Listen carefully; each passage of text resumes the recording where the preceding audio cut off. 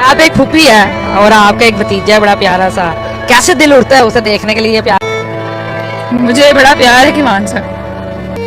I still remember the day जब रज भाई ने हमें बताया था कि रज भाई किस तरीके से कितना शदीद एक्साइटेड था, और मैं उस चीज़ को देख के ज़्यादा एक्साइटेड थी कि मेरा भाई कितना एक्साइटेड है। तो आई एम सो सॉरी। किवान को हम हमारा दिल जान है वो। रजब भट्ट की बहन गजल जवाद किवान को याद करके रोने लगी। कहती हैं कि किवान हमारी जान है। जब रजब ने हमें बताया था तो वो जिंदगी का सबसे यादगार दिन था। गजल जवाद जज्बाती हो गई और उनको देखकर बहुत सौ को रोना आ गया। अल्लाह ताला किसी भी घर के साथ ये न करे जो रजब भट्ट के साथ हुआ। जाहिर है छोटा बच्चा सबसे ज्यादा इफेक्ट हुआ है, उसकी जिंदगी पर सबसे ज्यादा असर हुआ है।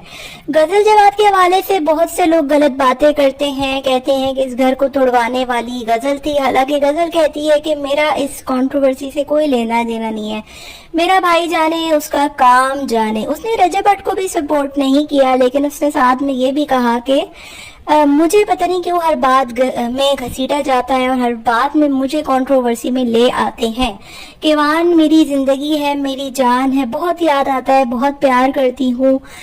गजल जवाद अपने भाई के बेटे को, जाहिर है घर की पहली औलाद होती है, भाई का पहला बच्चा होता है, बहुत ज्यादा वो दिल के करीब होता है।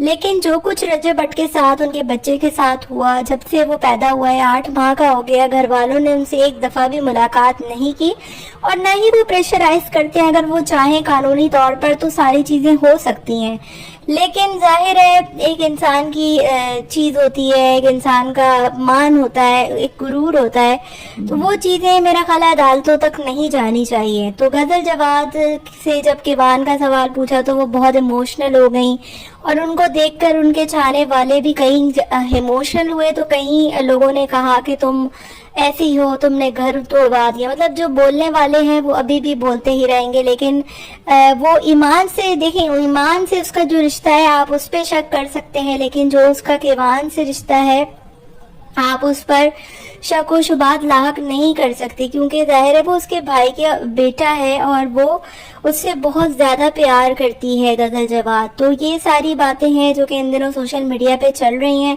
एक तो मुझे समझ में नहीं आता, ये जो इंटरव्यू करने वाली खातून है, इन्होंने पहले माजी को पकड़ा, फिर पहले रजब को पकड़ा, फिर माजी को पकड़ा, फिर इन्होंने जो है वो गजल को पकड़ा, और सारी बातों का खुलासा बस यही था कि ईमान और किवान के हवाले से कोई बातचीत कर ली जाए। मतलब आपको इस तरीके से नहीं करना चाहिए। अगर आप इंटरव्यू कर रहे हैं आप उनसे उनके मुतालिक बात करें ना, आप उनसे रिश्ते से मुतालिक क्यों उनको खरीद रहे हैं। बाकी आपका क्या ख्याल है, मुझे कमेंट में आपने अपनी राय का इजहार भी देना है।